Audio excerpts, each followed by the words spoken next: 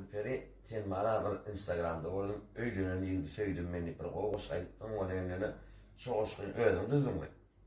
Yok halipi ödüm düzdüm o. Yani getirip verdiler, okumam hayiş ettiler ve yerine getirdim.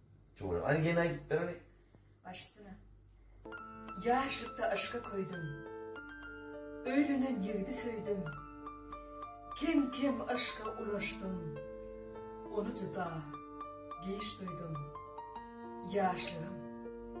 Yaşlığımın yalmışı, gaydıp gelmeyecek fırsat. Onu çağa bağlı var, maşkala, nenin göz yok. Yalmışıma çare yok. Bilyen, doğru edem o. Yalgıyıp geçecek günlerim, yürüp, diyen eden o. Ne deyin, nenin çare tapayın, ne edip ağrı açayın, öylünen yıldı söydüm.